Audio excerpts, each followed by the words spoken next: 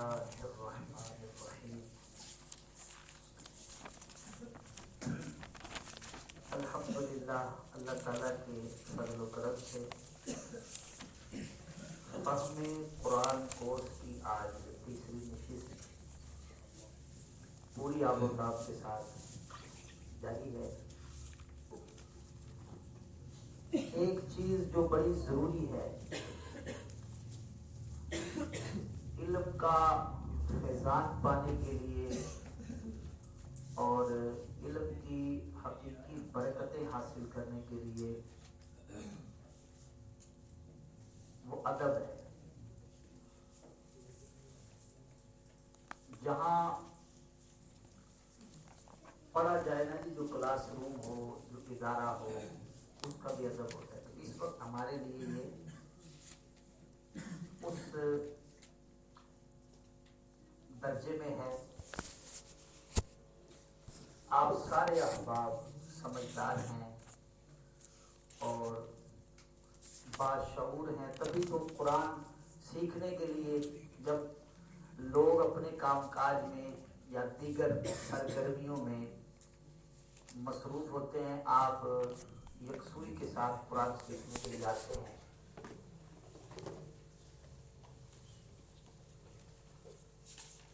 آپ سے دست بستہ یہ التجا ہے، گزارش ہے، اپیل ہے، شور نہ کیا جائے۔ شور کرتے ہیں نا، شور کرنے والے چند ایک ہوتے ہیں، لیکن اس سے جو متاثر ہوتے ہیں وہ بہت زیادہ ہے۔ کوئی یہاں کسی کو اٹھ کر سختی سے نہیں کہہ سکتا، اپنی ذمہ داری کا خود ہی آپ نے ثبوت دینا ہے اور یہ ارادہ کر لے، غیر سنجیدگی کا ماحول کلاس کے اندر پیدا نہیں کرنا۔ جب تک ضرورت نہ ہو نہ بولے، خاموش رہے، آپس میں بھی بات نہ کریں، ویسے بھی کسی کو مخاطب بغیر وجہ کے نہ کریں۔ اس سے یکسوئی بنی رہے گی اور انشاءاللہ تبارک و تعالیٰ جس مقصد کے لیے ہم یہاں جمع ہیں اس میں کما حق ہو، انشاءاللہ ہمیں کامیابی حاصل ہوگی۔ ارادہ کرتے ہیں جی، اللہ آپ کو جزائے خیر دے۔ کل والے سبق کے حوالے سے بتائیے کہ کس کس نے جتنی بھی ہو کچھ کوشش، جتنی بھی جس نے کوشش کی ہے وہ ہاتھ کھڑا کرے۔ آیات کو تلاش کرنے، جو آیتیں لکھوائی تھی ان کو کس کس نے دیکھا ہے، اونچا ہاتھ کھڑا کرے۔ ماشاءاللہ ماشاءاللہ۔ چلے، کوئی آیت لکھوانے میں مجھ سے غلطی ہو گئی ہو، کسی نے کوئی نوٹ کی ہو، ہے کہیں پہ مسٹیک؟ ایک ہے یہ جو میسج آیا آج، اس میں وہ جو سورہ سجدہ کی آیت ہے اس میں تھوڑا فرق ہے۔ اب وہ چونکہ ہمارے حافظ صاحب نے بھیجی تھی، کاپی پیسٹ کر کے بھیجی ہے نا، بہرحال بڑی ان کی میں نے ایک دفعہ میسج کر رہا تھا، پھر وہ اس دوران ایک کال آ گئی، اس کے بعد مجھے یاد نہیں رہا۔ یہ شکریہ کے مستحق ہیں، بہرحال بہت ساروں کی انہوں نے یہاں مشکل کو آسان کیا ہے۔ اچھا، مقصد یہ تھا کہ میں آپ کو صرف میں یہاں ایک دن لگا کر، 2 دن 3 دن لگا کر اس کو بیان بھی کر دیتا، ایک ایک آیت پر تبصرہ بھی ہو جاتا، لیکن چونکہ یہ ایسا نہیں تھا، کوئی اس میں پیچیدگی نہیں ہے، کوئی مشکل نہیں ہے۔ میں نے جو عنوانات قائم کیے تھے ان آیات کو اور ان کے ترجمے کو پیش نظر رکھ کر کیے تھے، آپ عنوان کو دیکھتے، جا کر آیت کو دیکھتے، بات بالکل سمجھ آ جائے۔ اس وجہ سے یہ ایک ابتدائی تعارف تھا کہ ہم تھوڑا سا نا جی قرآن میں خود اس کو دیکھنے کی عادت ڈالیں، ٹھیک ہے؟ تو ماشاءاللہ ایک کافی تعداد ہے جنہوں نے کوشش کی ہے، اللہ آپ کو جزائے خیر دے۔ قرآن پاک کی تعریف کس کو یاد ہے عربی کے ساتھ؟ عربی کے ساتھ جی، وہ حافظ صاحب جی سنائیے۔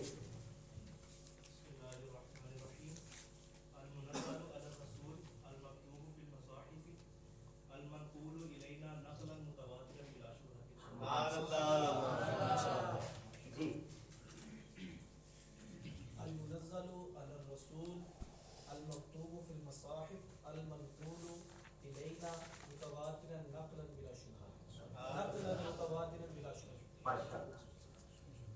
ترجمہ کس کو یاد ہے؟ اس کا ترجمہ ماشاءاللہ ہاتھ کھڑا کرے نا جی. جی وہ حافظ صاحب سنائیے ترجمہ. اللہ پاک کا وہ کلام جو حضرت محمد صلی اللہ علیہ وسلم پر نازل کیا گیا بادشاہ میں لکھا گیا اور اس کو حضرت محمد صلی اللہ علیہ وسلم نے بغیر کسی شبہ تواتر کے مصاحف میں لکھا گیا. آگے صاحب میں لکھا گیا اور بغیر کسی شبہ اور تواتر کے ساتھ پیش کیا گیا. ماشاءاللہ. ٹھیک. اور کس کو یاد ہے جی ترجمہ یاد ہے؟ سنائیں. سبحان اللہ. اللہ کا وہ کلام جو نبی کریم صلی اللہ علیہ وسلم پر نازل ہوا مصاحف میں لکھا گیا اور آپ سے بغیر کسی شبہ کے تواتر کے ساتھ منقول ہے. سبحان اللہ. ماشاءاللہ.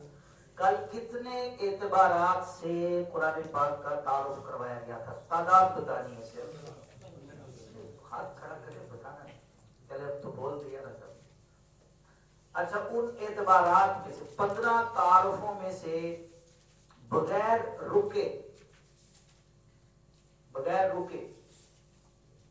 فر صرف 6 تعارف. ترتیب کی شرط نہیں ہے. 6 تعارف صرف تعارف بتانے ہیں. آیت نہیں بتانی, نمبر نہیں بتانا.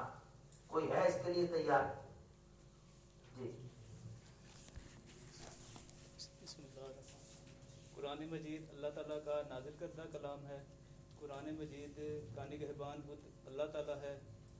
قرآن مجید کو لانے والے حضرت جبریل امین علیہ السلام ہیں. قرآن مجید اگر پہاڑوں پر نازل ہوتا تو پہاڑ ریزہ ریزہ ہو جاتے. قرآن مجید ایک مفصل کتاب ہے. قرآن مجید میں ہر چیز کا بیان ہے. قرآن مجید باعث شفا ہے. سبحان اللہ. ماشاءاللہ.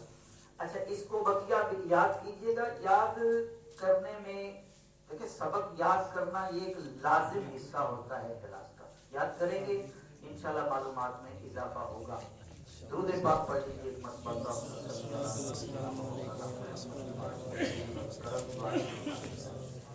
آج کا جو ہمارا موضوع ہے بڑا اہم موضوع ہے.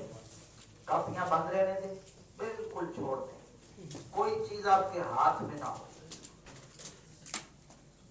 یہ پہلے اس کو سمجھیے. جو چیز مختصر میں نے لکھوانی ہوگی وہ میں بعد میں انشاءاللہ لکھوا دوں گا. اس موضوع کو سمجھنا ہے.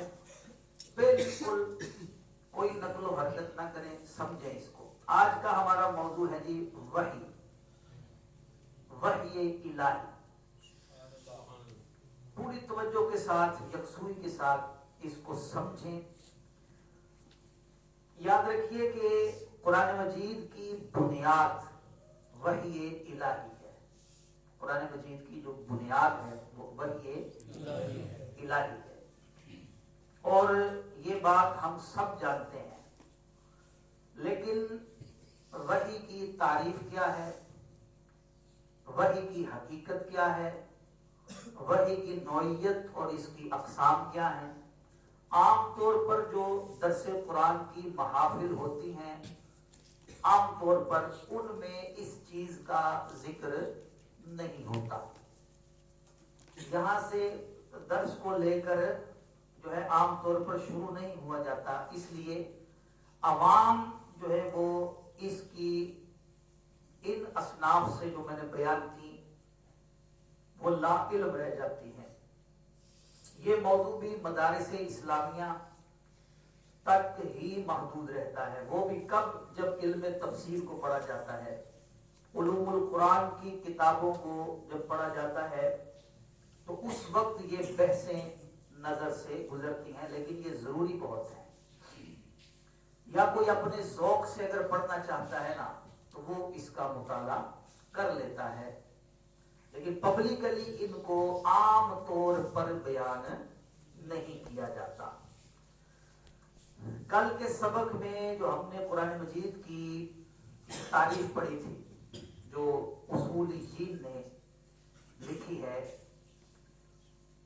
اس اس میں جو لفظ تھا المنزل، المنزل، اس سے قرآن مجید کا جو ابتدائی تعارف کروایا گیا ہے وہ یہی کروایا گیا ہے کہ کلام الہی یہ جو قرآن مجید ہے اللہ تبارک و تعالیٰ کی طرف سے نازل ہوا. قرآن مجید اللہ تعالیٰ کی طرف سے نازل ہوا. چونکہ اللہ تعالیٰ کی طرف سے نازل کرنے اور کلام مجید کو اتارنے کا جو ذریعہ ہے وہ وحی ہے. وہ کیا ہے؟ وحی کے ذریعے اتارا ہے اس کو. لہذا وحی کے متعلق جاننا یہ انتہائی ضروری ہے. قرآن فہمی کے لیے، قرآن کو سمجھنے کے لیے، قرآن کی تفہیم کے لیے گویا کہ یہ لازمی جز ہے کہ قرآن فہمی کا شوق رکھنے والا وحی الہی سے متعارف ہو، اس کو پتا ہو کہ وحی کس کو کہتے ہیں، اس کی نوعیت کیا ہے، اس کی اقسام کیا ہے. تو آج کی ہماری گفتگو کا جو موضوع ہے وہ کیا ہے؟ قبل اس کے کہ ہم وحی کی تعریف کریں، وحی کی اقسام بیان کریں، کچھ چیزیں میں بطور تمہید اور مقدمات کے پیش کرتا ہوں. تو کہ سمجھ لیجئے کہ وحی کی سب سے پہلے ہم بات کر لیتے کہ وحی کی ضرورت کیا ہے.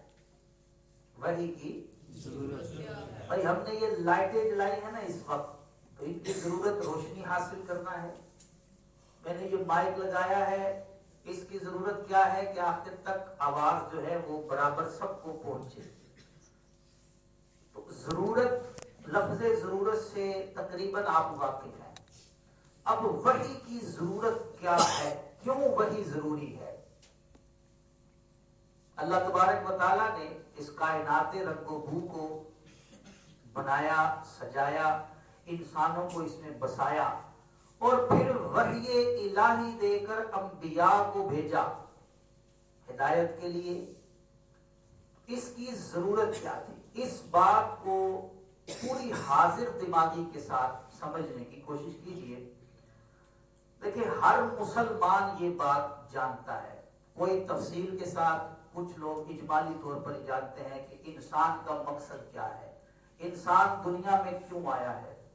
اللہ تعالیٰ نے انسان کو آزمائش کے لیے اس دنیا میں بھیجا ہے. اس کے ذمے کچھ فرائض عائد ہوتے ہیں، انسان کے ذمے کچھ فرائض ہیں جو اس کو کرنے ہوتے ہیں. پوری کائنات انسان کی خدمت میں اللہ تبارک و تعالیٰ نے لگا دی ہے. انسان کا اشرف المخلوقات ہونا اس اعتبار سے دیکھیے کہ پوری کی پوری کائنات انسان کی خدمت پر معمور ہے. ساری کائنات، اس کی تفصیل کا یہ وقت نہیں ہے، ورنہ بتاؤں کہ سورج بھی انسان کی خدمت میں معمور ہے، چاند انسان کی خدمت میں معمور ہے. یہ جو ستارے ہمیں آسمان پہ ٹمٹماتے نظر آتے ہیں انسان کی خدمت پر معمور ہیں. بہت سارے فرشتے جو ملکوتی مخلوق ہیں وہ بھی انسان کی خدمت پر معمور ہیں. ساری کائنات کو اللہ تبارک و تعالی عز جلالہ نے انسان کی خدمت میں لگا دیا. تو دنیا میں آنے کے بعد دو کام جو ہے وہ انسان کے ذمے ناگزیر ہیں، لازمی ہیں، ضروری ہیں. اس دنیا میں آنے کے بعد انسان کو دو کام ضرور کرنے ہیں. وہ دو کام کون سے ہیں؟ نمبر ایک، چاروں طرف پھیلی ہوئی یہ جو کائنات ہے، اس کائنات سے انسان نے کیا کرنا ہے کہ ٹھیک ٹھیک اس سے کام لینا ہے. اس کائنات سے ٹھیک ٹھیک اس نے کام لینا ہے. ایک تو انسان کے ذمہ دنیا میں آنے کے بعد یہ ضروری ہے، اور دوسرا کائنات کو استعمال کرتے ہوئے یعنی اس کو کام میں اگر لاتا ہے تو اللہ تعالیٰ کے احکام کو وہ مد نظر رکھے گا اور ایسا کام نہ کرے کہ جو اللہ تبارک و تعالیٰ جل جلالہ کی مرضی کے خلاف ہو. وہ کوئی ایسا کام نہ کرے جو اللہ تعالیٰ کی مرضی کے خلاف ہو. کائنات میں اس نے اس کو استعمال کرنا ہے، اپنے فائدے لینے ہیں اس کائنات سے، کیونکہ ساری کی ساری کائنات انسان ہی کی خدمت کے لیے ہے، اس کے فائدے کے لیے ہے۔ تو اب دوسرا کام کیا ہے کہ جب ان سے وہ فائدہ اٹھا رہا ہو تو کچھ چیزوں کو اس نے پیش نظر رکھنا ہے، وہ کیا ہے کہ جن سے اللہ تبارک و تعالیٰ کی نافرمانی نہ ہو۔ یہ دو چیزیں دنیا میں آنے کے بعد انسان کے لیے لازم ہے۔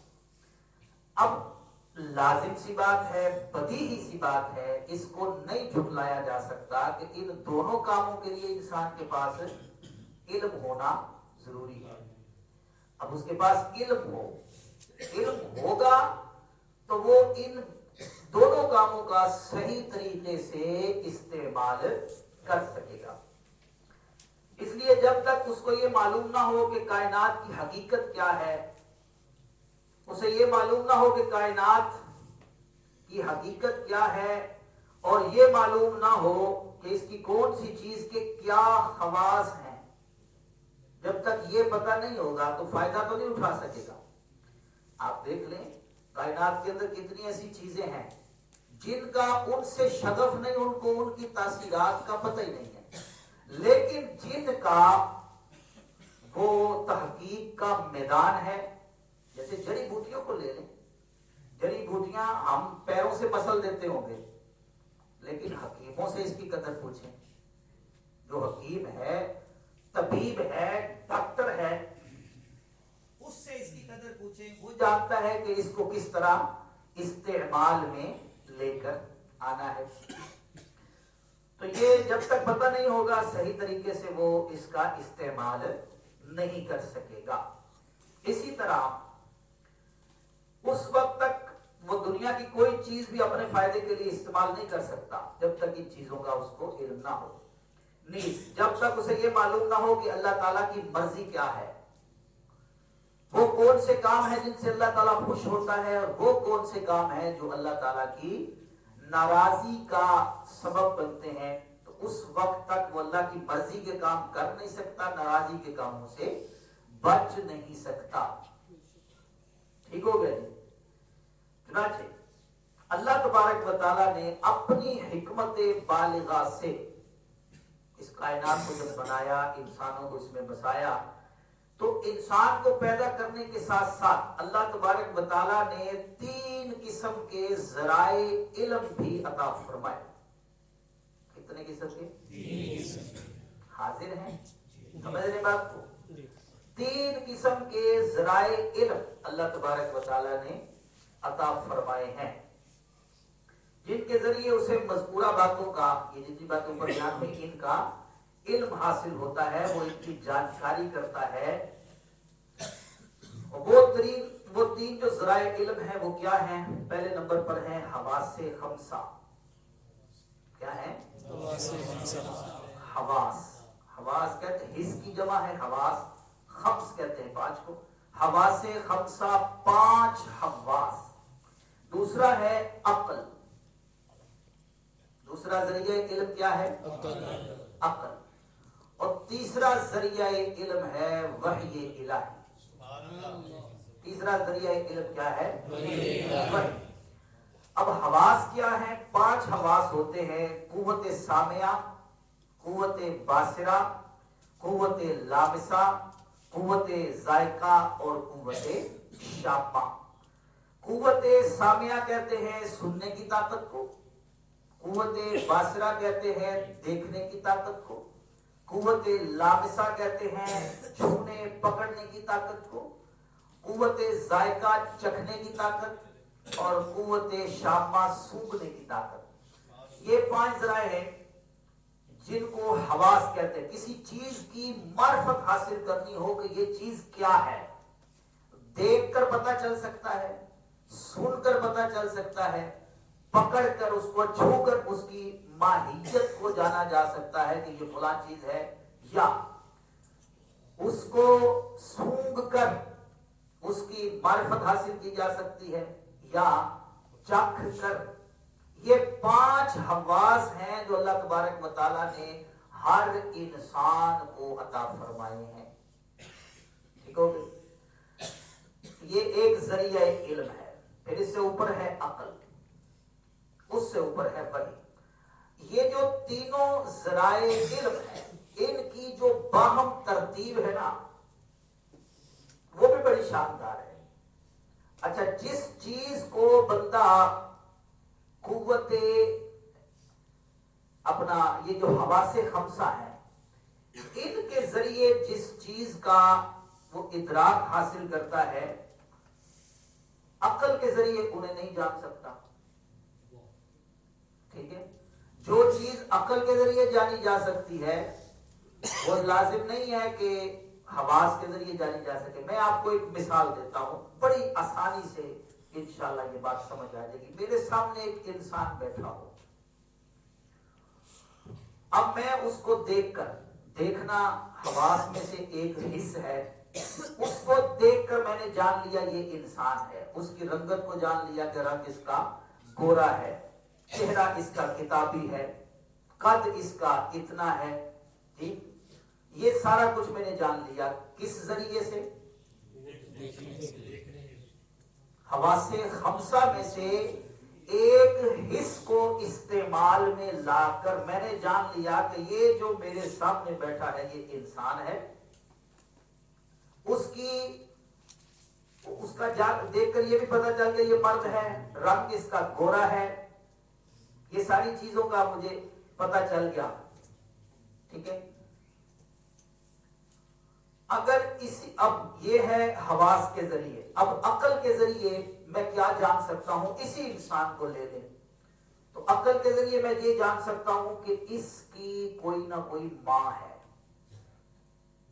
اس کی کوئی نہ کوئی ماں ہے، یہ بغیر ماں کے پیدا نہیں ہوا۔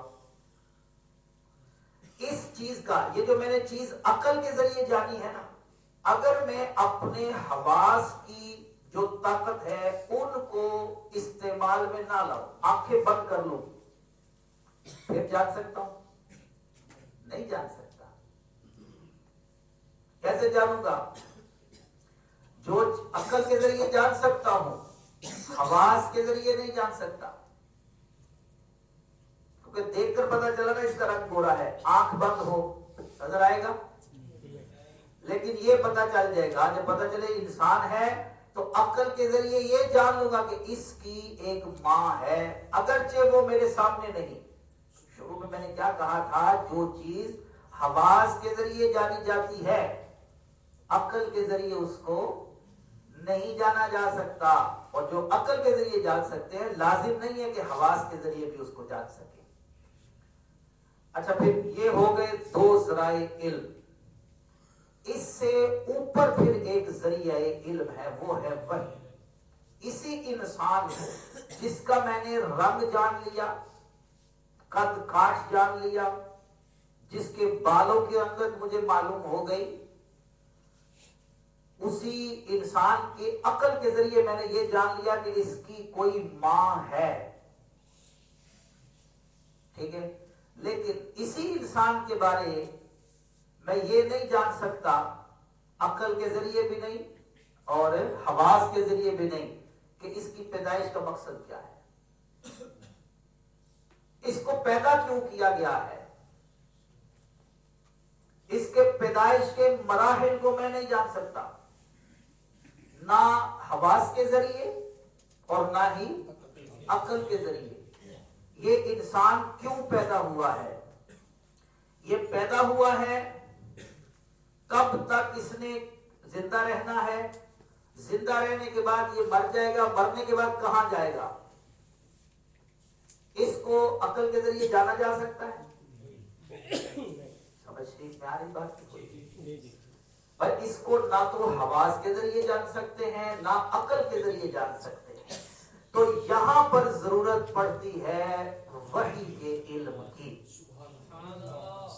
یہاں آگے ضرورت پڑتی ہے بھائی ایک انسان کا مقصد کیا ہے۔ اللہ تعالیٰ نے اس کو بے مقصد نہیں بنا دیا، اللہ تبارک و تعالیٰ نے اس انسان کو بنایا ہے کہ زندگی گزارنے کے بعد اس نے جانا کہاں ہے، یہ وحی نے بتایا۔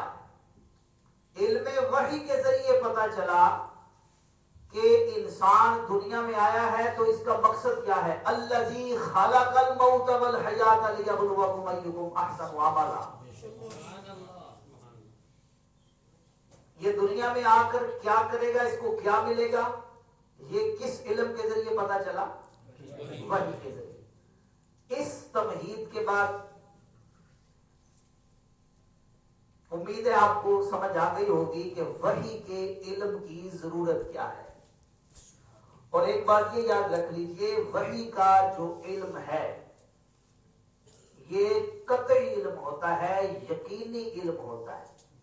اور وحی کا علم آ جانے کے بعد جس پر وحی نازل ہو وہ نبی ہوتا ہے، اور جو اس کے پیروکار ہوں، کسی کو بھی وحی کے ذریعے جو حکم آ جائے اس میں انکار کی گنجائش نہیں ہوتی، اس کا خلاف کرنے کی اجازت نہیں ہوتی.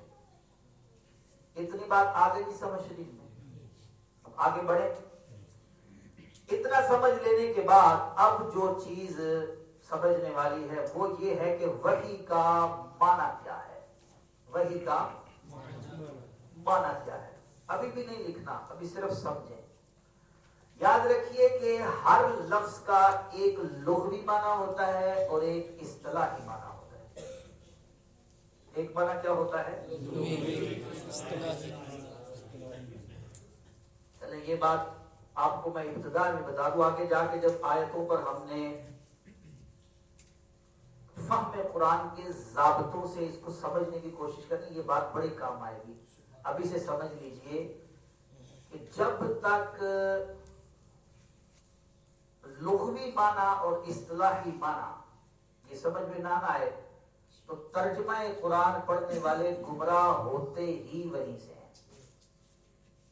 وہیں سے گمراہی شروع ہوتی ہے جب یہ نہیں نہ پتا ہوتا کہ اس کا لغوی معنی کیا ہے اور اصطلاح میں اب اس کو استعمال کس طرح کرنا ہے. یہ بنیاد بنتی ہے گمراہی کی. لغوی معنی سے مراد کیا ہوتا ہے؟ وہ جس زبان کا وہ لفظ ہو، اس کی لغت کے اندر، اس کی ڈکشنری کے اندر اس کا معنی علماء لغت میں جو لسانیات کے زبانوں کے ماہر علماء ہوتے ہیں انہوں نے اس کا کیا معنی بیان کیا ہے، اس کو کہتے ہیں لغوی معنی. ٹھیک ہے، اس کو کہتے ہیں کیا؟ لغوی معنی. یہ بات میں لکھ لیجیے گا، ابھی سمجھ لیں پہلے، پھر میں دہراتا ہوں، پھر سمجھ لیجیے. لغوی معنی کیا ہوتا ہے؟ کسی بھی زبان کا لفظ ہو، جیسے ابھی ہم عربی، قرآن عربی میں نازل ہوا ہے نا، کسی بھی زبان کا کوئی لفظ ہے، اس زبان کا جو لغت ہے، لغت ڈکشنری جس کو عربی میں آپ کہتے ہیں، جہاں الفاظ میننگ لکھے ہوتے ہیں، آپ نے کسی بھی لفظ کا لغوی معنی دیکھنا ہو تو کتاب کی طرف رجوع کیا جاتا ہے کہ اس کا معنی لغت میں کیا ہے. جیسے ہم نماز پڑھتے ہیں نا، نماز کے لیے عربی میں جو لفظ ہے وہ کیا لفظ استعمال ہوتا ہے؟ صلاۃ. ٹھیک ہے، صلاۃ، صاد لام الف. اور وہ جو مخصوص ایک طریقہ ہے کہ ہاتھوں کو اٹھا کر باندھنا، قیام کرنا، رکوع، وہ سارا سجود تک، اصطلاح کے اندر اصطلاح ہوتا ہے. ٹھیک ہے. اچھا، اب وحی کے کیا معنی ہے سن لیجئے. لغت عرب کے اندر یہ لفظ جو ہے نا وحی، یہ 6 معانی کے لیے آتا ہے. عربی زبان جو ہے نا یہ کوئی یتیم زبان نہیں ہے، یہ بڑی وسیع زبان ہے، کیونکہ ہمارے آقا و مولا کی زبان ہے، یہ قرآن کی زبان ہے، یہ جنتیوں کی زبان ہے. اور یاد رکھیے مرنے کے بعد ہر کسی کو عربی آ جائے گی، کیونکہ قبر میں سوال ہے عربی میں ہوں گے. عربی سے محبت ہونی چاہیے، عربی کو کچھ نہ کچھ ضرور سیکھنا چاہیے.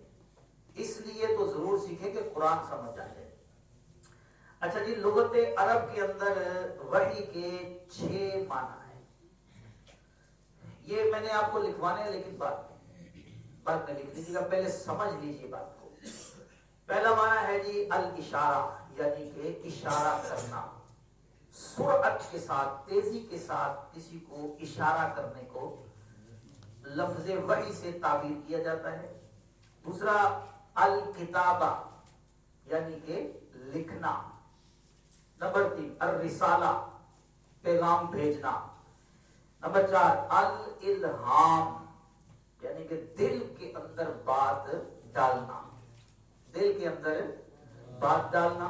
نمبر 5 الکلام الخفی, خفیہ بات کرنا, خفیہ بات کرنا, اس کو بھی وحی کہا جاتا ہے.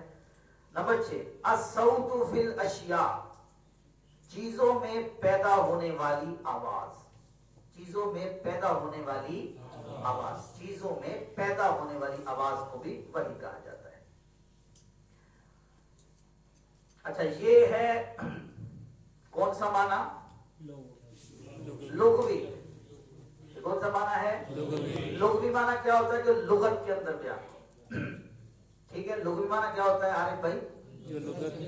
جو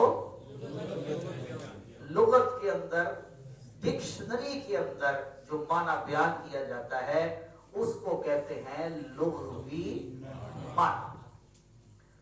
اچھا, اس لفظ کو لغوی معنی میں قرآن مجید فرقان حمید نے متعدد مقامات پر بیان کیا ہے. قرآن مجید میں کئی مقامات پر لغوی معنی کے اعتبار سے یہ لفظ بیان ہوا ہے.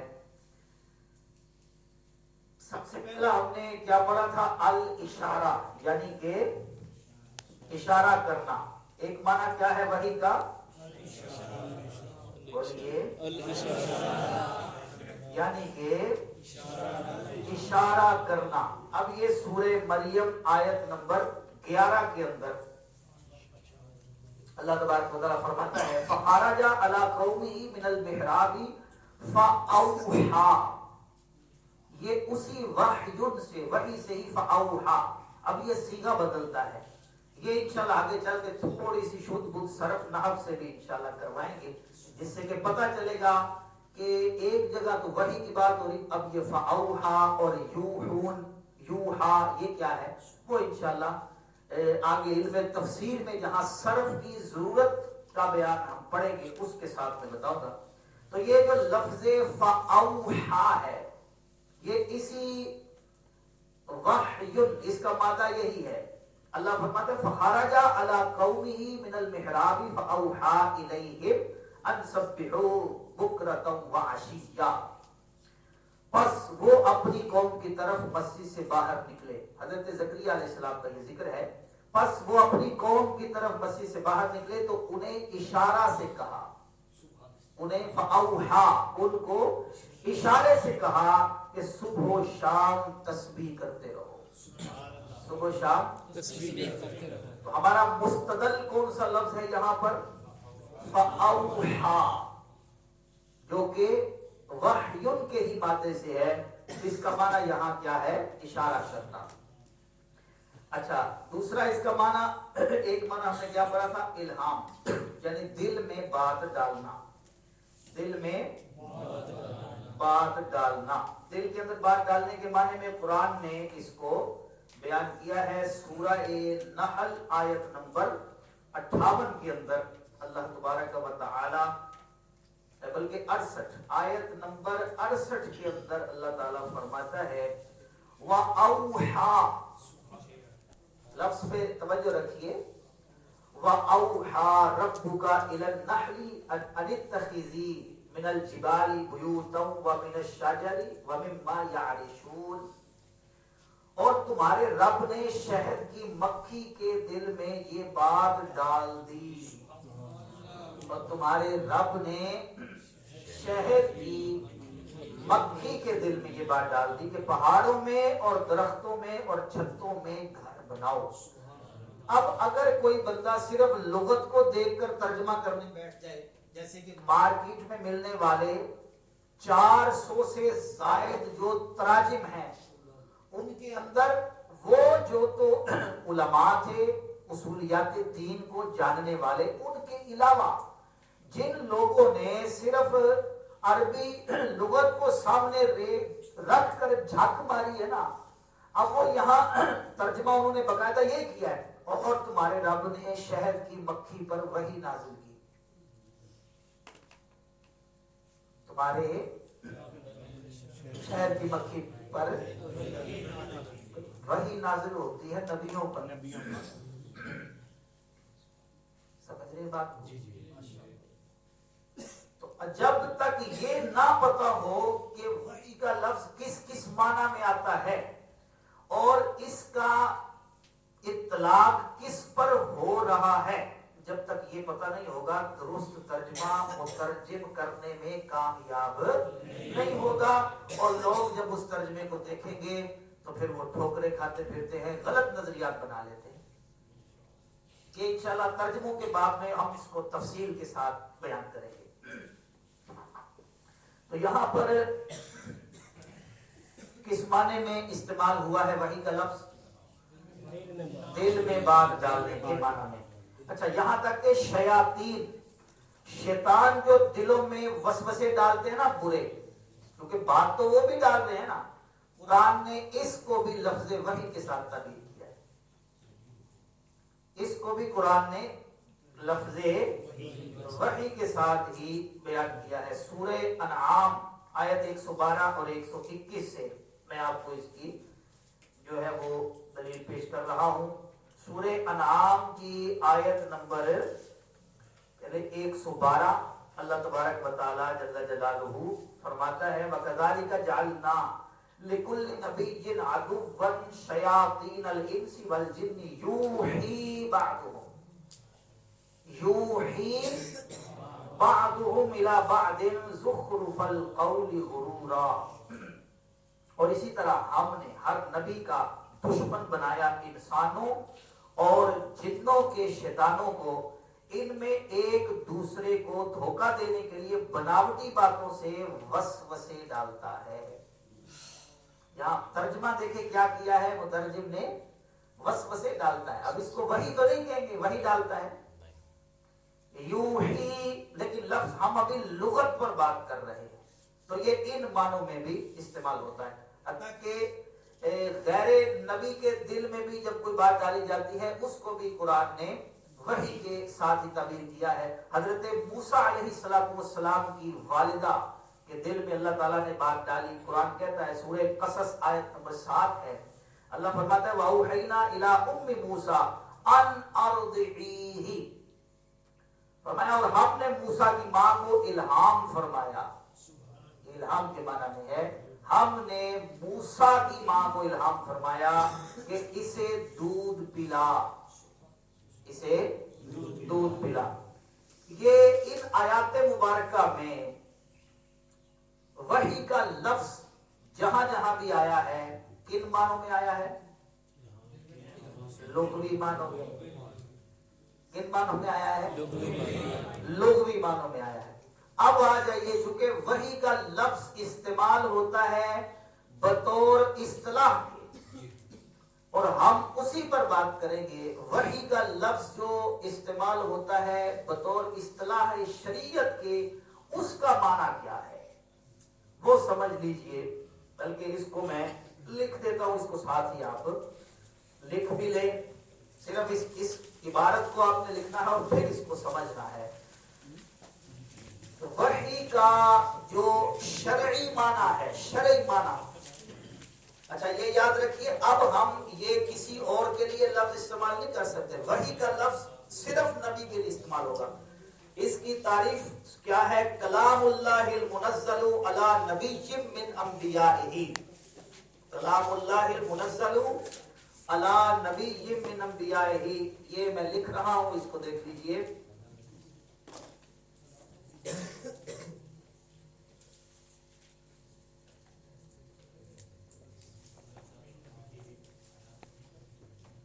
کلام اللہ المنزل،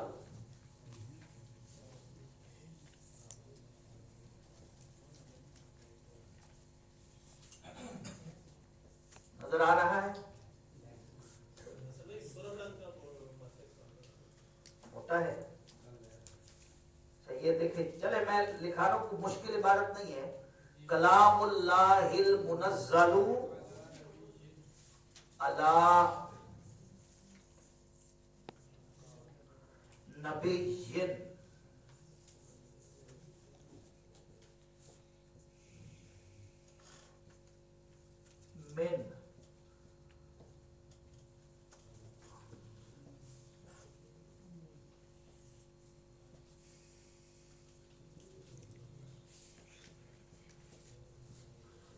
دیکھیں کلام اللہ المنزل علی نبی من انبیائہ.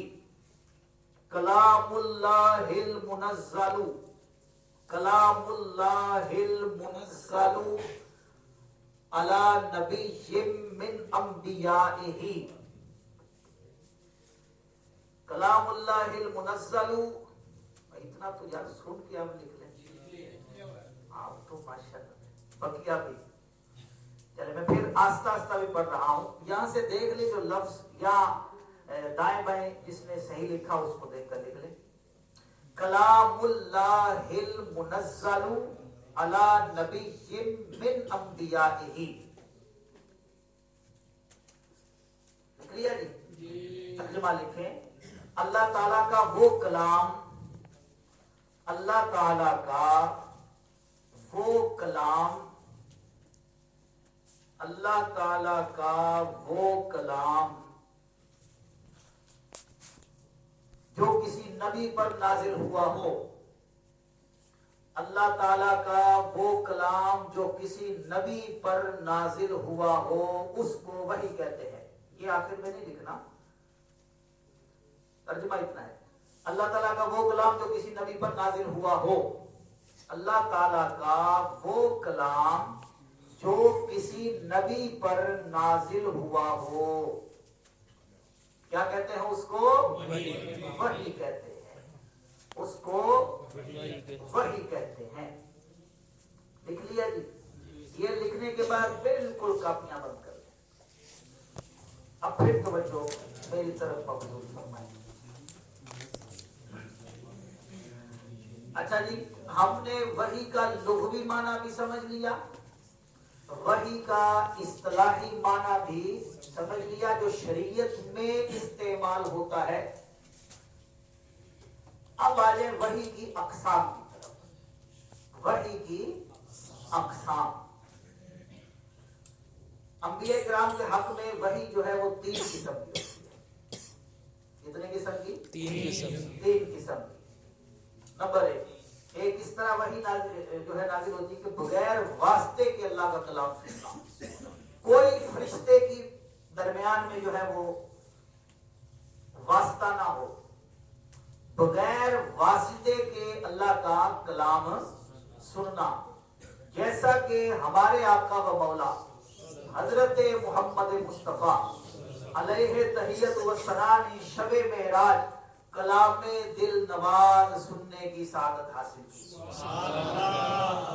یہ وحی کی پہلی قسم کہ اللہ کا کلام بغیر واسطے کے، بغیر وسیلے کے ڈائریکٹ سننا.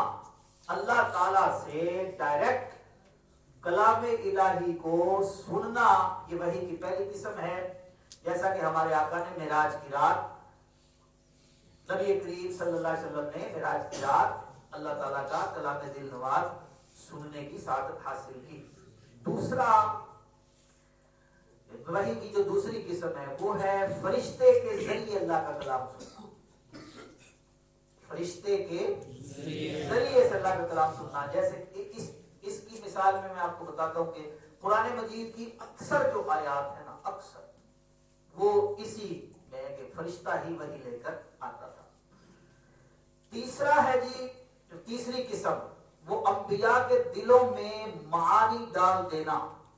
انبیاء کے دلوں کے اندر معانی ڈال دینا. جیسا کہ شرح السنہ کی ایک روایت ہے، نبی پاک صلی اللہ تعالی علیہ وبارک وسلم ارشاد فرماتے ہیں ان روح القدس نفث فی روحی، کہ جبریل امین علیہ السلام نے میرے دل میں القاء فرمایا. جبریل امین نے میرے دل میں القاء فرمایا. تو وحی کی قسمیں کتنی ہو گئی؟ नंबर 1, अल्लाह ताला का कलाम बगैर वास्ते के, बगैर वसीले के सुनना। दूसरी किस्म क्या है? फरिश्ते की मारिफत, फरिश्ते के जरिए कलाम इलाही को सुनना। और तीसरी किस्म क्या है? अंबिया के दिलों में मानी को इल्का फरमा देना, डाल देना। ये वही की तीसरी किस्म। अब अक़साम के बाद आ जाए, वही के नाज़िल होने की सूरतें क्या क्या थी। ये कलाम इलाही बड़ी अजीम शान किताब है। कुरान कैसा शान वाला कलाम है। अब इसकी सूरतों को सुनिए कि वही कैसे कैसे नाजिल होती थी। वक्त कम है, मैं कोशिश करूंगा जल्दी से बयान कर दूं। वही आने की सूरतें क्या क्या सूरतें थी, इन्हीं 3 किस्मों पर वो 7 सूरतें मुश्तमिल है कि किस तरह वही आया करती थी। एक वही आने की सूरत है ख्वाब के अंदर पैगाम इलाही मिलना। पैगाम इलाही और अल्लाह की वही ख्वाब के अंदर, जैसा कि हमारे आका व मौला, हमारे सैयद, हमारे सरदार सैयदना इब्राहिम खलीलुल्लाह अल्लाह नबीना अलैहिस्सलातु वस्सलाम को ख्वाब के अंदर ये दिखाया गया वो अपने बेटे को ज़बह कर रहे हैं और उन्होंने अपने बेटे के गर्दन पर बेदारी के आलम में छुरी चला दी। याद रखिए, ये अकीदा है कि अंबिया के ख्वाब भी वही होते हैं। अंबिया के ख्वाब भी वही होते हैं। तो पहली सूरत वही आने की क्या है जी? ख्वाब में। दूसरा है घंटी की आवाज। घंटी की आवाज, अब ये बड़ी तफसील से सुनने वाली बात है और ये वही की सबसे सख्त किस्म है। वही की इसमें नबी पाक सल्लल्लाहु अलैहि वसल्लम की कैफियत क्या हो जाती थी? अल्लाह अकबर। सैयदा आयशा सिद्दीका रज़ी अल्लाह ताला अन्हा से रिवायत है, बुखारी शरीफ की ये दूसरी हदीस है। शुरू में वो जो इन्नमल अमालु बिन्नियात के बाद दूसरी हदीस है तफसीली बाब, जिसमें वही की कैफियत का बाब इमाम बुखारी लेकर आए हैं। हजरत आयशा सिद्दीका रज़ी अल्लाह ताला अन्हा से रिवायत है, हजरत हारिस बिन हशाम रज़ी अल्लाह ताला अन्हु ने नबी पाक सल्लल्लाहु अलैहि वसल्लम से पूछा कि आप पर वही किस तरह नाजिल होती थी? या रसूलल्लाह, आप पर वही कैसे नाजिल होती थी? हुजूर ने फरमाया, अहयानन यातीनी मिसला सलसलातिल जरासी व हुवा अशद्दुहु अलैया फयुफसमु अन्नी वक़द वअइतु अन्हु मा क़ाला व अहयानन यतमस्सलु लियल मलक। फरमाते हैं कि मुझ पर वही इस तरह नाजिल होती थी, इस तरह की घंटियां बजती है ना, घंटियां बजती हैं उस तरह। और फरमाया कि वहुवा अशद्दुहु अलैया, ये सूरत मुझ पर सबसे ज्यादा सख्त थी, सबसे ज्यादा सख्त थी। और कितनी सख्त थी? अल्लाह अकबर। वही का जो मामला है ना जी, ये जो तजुर्बा वही का था, ये बड़ा गैर मामूली, इसमें जो है ना रोब था एक। वो कलाम इलाही है। अल्लाह फरमाता है अगर हम पहाड़ों पे नाजिल करते वो रेजा रेजा हो जाते।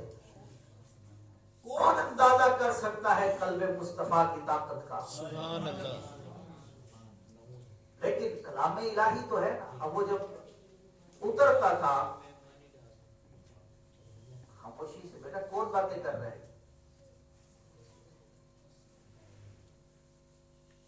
खामोशी के साथ बैठे। जब अभी दूसरी या तीसरी वही जो है वो नाजिल हुई थी तो अल्लाह तबारक व तआला ने ये बयान कर दिया था, इन्ना सनुल्की अलैका कौलन सकीला। अल्लाह ताला फरमाते हम आप पर बहुत भारी कलाम नाजिल करने वाले हैं। कितना भारी कलाम था आपने सुना होगा, जिन्होंने वही के बारे में कुछ इब्तिदाई बातें पढ़ी हैं। जब वही इलाही इब्तिदा में जब पहली दूसरी वही ही नाजिल हुई थी तो नबी पाक सल्लल्लाहु ताला अलैहि वसल्लम ने घर आकर ام المومنین حضرت خدیجۃ الکبریٰ رضی اللہ تعالیٰ عنہ سے فرمایا تھا لقد خشیت علی نفس، لقد خشیت علی نفسی، یعنی کہ مجھے اپنی جان کا خوف ہے. یعنی اس قدر ثقل تھا، اس قدر بھاری تھا یہ وحی کا معاملہ. نبی پاک صلی اللہ علیہ وسلم نے اپنی جان کے تلف ہو جانے سے اس کو تعبیر فرمایا. اتنی سخت ہوتی تھی وحی کی کیفیت. اچھا صحابہ کرام کو عام طور پر نہیں پتہ چلتا تھا، یہ پتہ چلتا تھا وحی نازل ہو رہی ہے، لیکن یہ نہیں پتہ چلتا تھا کہ اس کی سختی کا معاملہ کیا ہے. لیکن کبھی کبھی بعض صحابہ کرام کو جو ہے اس کا کچھ اندازہ ہوا. وہ کیسے؟ جیسے حضرت سیدنا زید بن ثابت رضی اللہ عنہ، یہ کاتبین وحی میں سے بڑا نمایاں مقام رکھتے ہیں. کاتبین وحی سے میں سے حضرت سیدنا زید بن ثابت رضی اللہ تعالیٰ ایک مجلس میں حضور صلی اللہ علیہ وسلم کے بڑے قریب بیٹھے ہوئے تھے، بہت قریب بیٹھے ہوئے تھے، تو ان کا گھٹنا حضور کے گھٹنے سے مل رہا تھا. جیسے ہوتا ہے نا بھیڑ ہو تو بندہ بیٹھتا ہے گھٹنے سے گھٹنا مل جاتا ہے، اتنے قریب تھے. اب وحی کی کیفیت، حضرت زید بن ثابت کہتے ہیں وحی کا نزول ہوا. وحی کس پہ نازل ہو رہی ہے؟ نبی پاک. صرف ان کا گھٹنا رسول اللہ کے گھٹنے سے ملا ہوا ہے.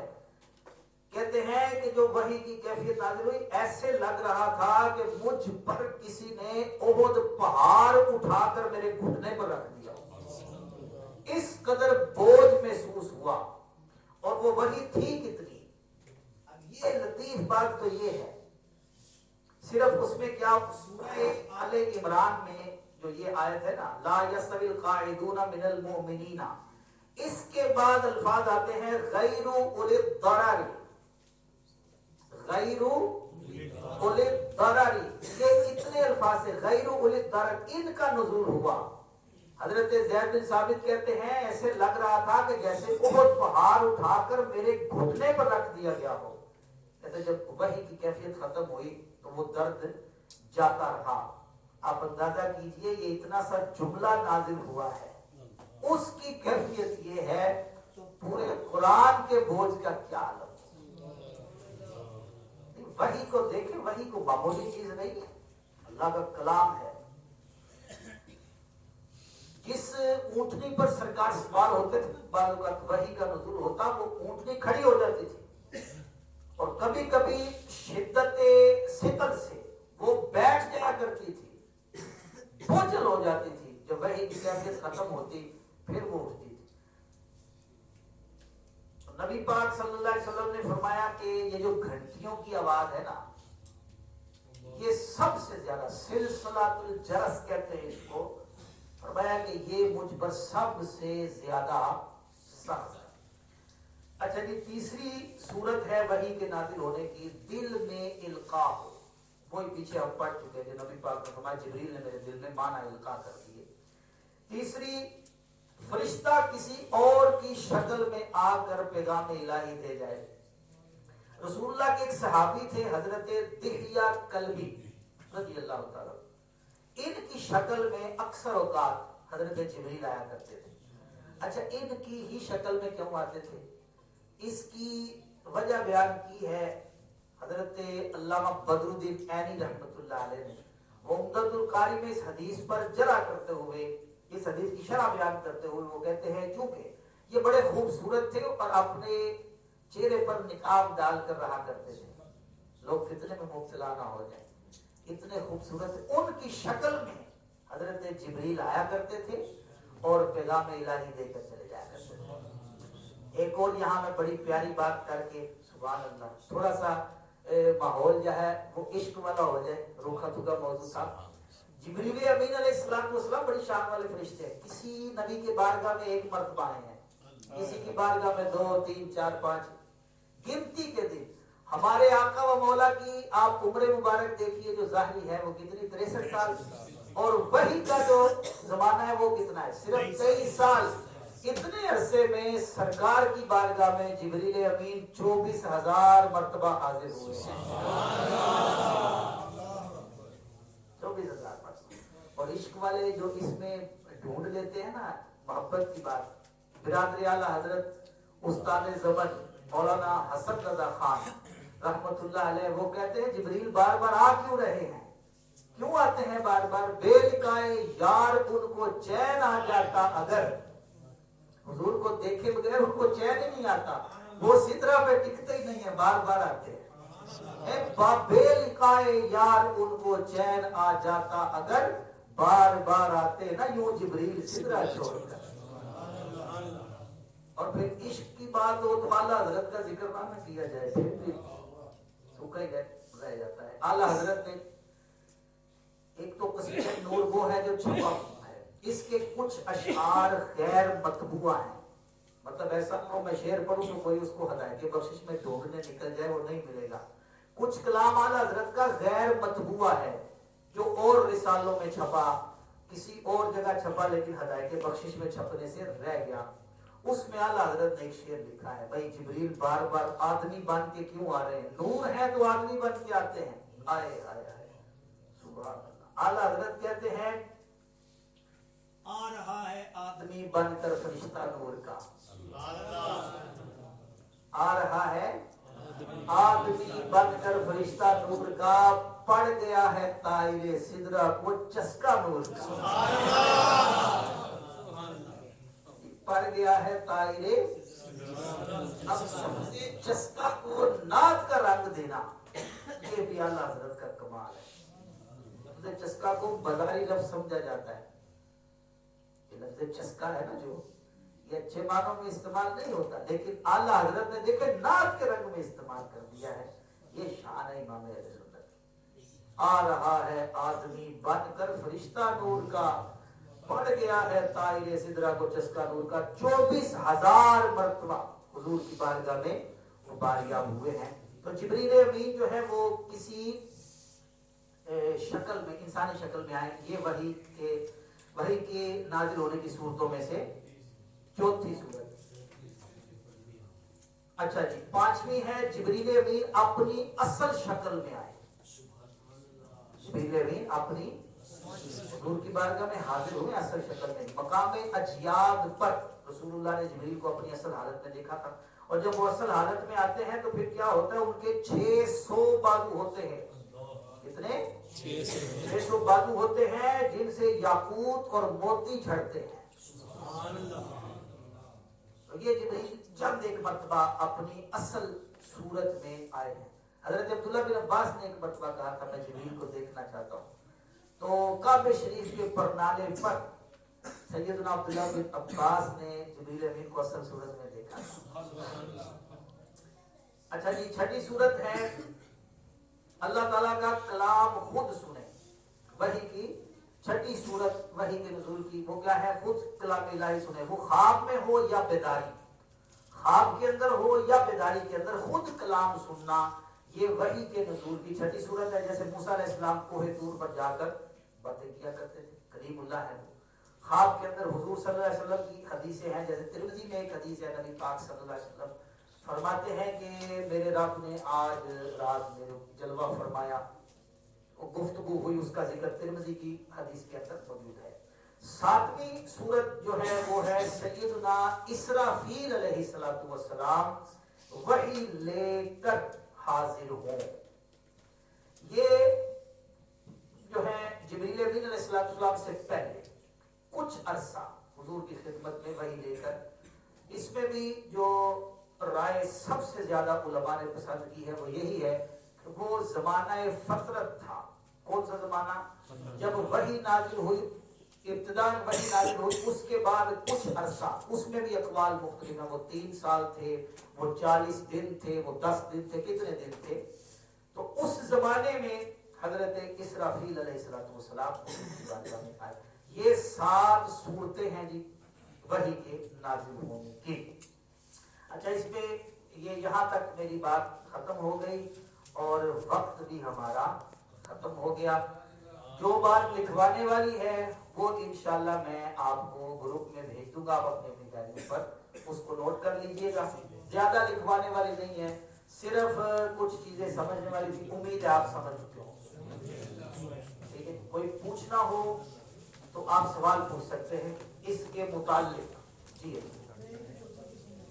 वही की नाजिल होने की, वही के आने की चौथी सूरत है फरिश्ता असल शक्ल नहीं बल्कि मर्द की शक्ल में, किसी मर्द की शक्ल में आए, किसी मर्द की शक्ल में फरिश्ता आए और पैगाम इलाही देकर चला गया।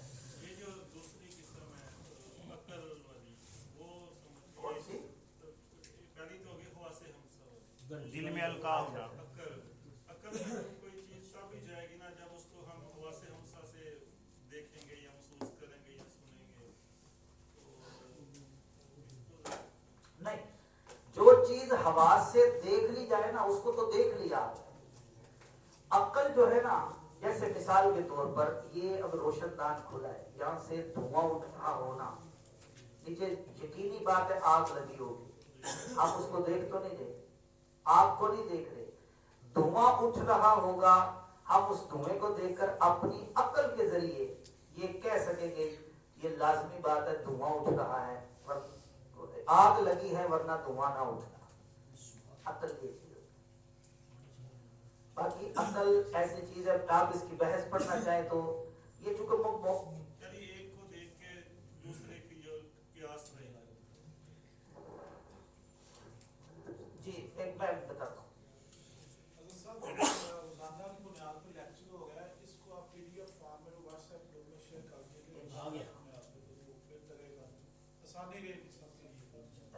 देखिए बात ये है, वक्त लगता है, मैं अगर लिखूंगा ना अपने अंदाज से, उसके लिए बाज़ औक़ात मेरे पास वक्त होता। अब मैं ये जो बयान कर रहा हूँ ये भी सिर्फ हिंट लिखे, बाज़ लोग चले मैं ये भी कहते, बात कहते हैं जी ये जो आप खुद लिखते हैं यही हमें भेज दें, मैं अपने अंदाज से लिखता हूँ, मुझे चूंकि बयान करना होता है। इंशाल्लाह आप हमारे साथ जुड़े रहे, ऐसा तो नहीं है कोर्स करके कोई तितर भी तो नहीं हो जाना, हो सकता आगे इंशाल्लाह कोई ऐसी सूरत बन जाएगी इस पूरे कोर्स को, या मेरे पास इसके निकात मौजूद है, इंशाल्लाह इसको तरतीब देकर ना जी ऐसी तरतीब के साथ कि जैसे आपने सीखा है समझा है, लिखूंगा इस अंदाज से, आप पढ़ेंगे सारा कोर्स इंशाल्लाह ज़ुबानी याद।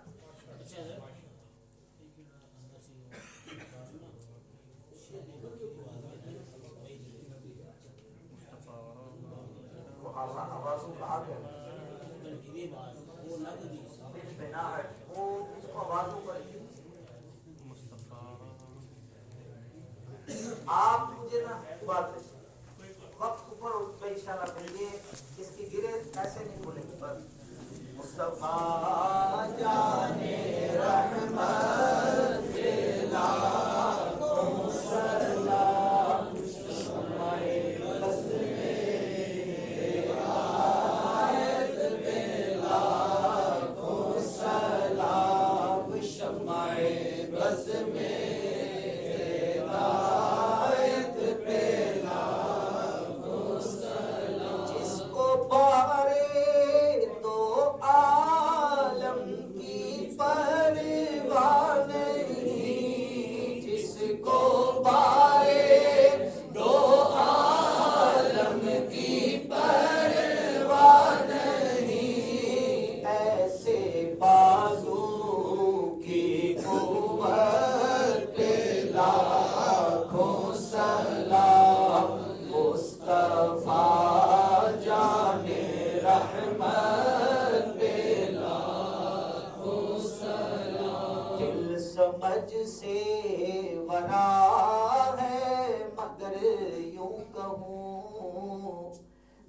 समझ से वरा है मगर यूं कहूँ उलझाए राज़े वहदत पे लाखों सलाम मुस्तफा जाने रहमत पे लाखों सलाम। अस्सलामु अलैकुम व रहमतुल्लाहि सुब्हान रब्बिक रब्बिल इज्जति अम्मा यसिफून व सलामुन अलल मुरसलीन वल्हम्दुलिल्लाहि रब्बिल आलमीन। ला इलाहा इल्लल्लाह मुहम्मदुर रसूलुल्लाह सल्लल्लाहु अलैहि वसल्लम। जिनकी हाजिरी रहेगी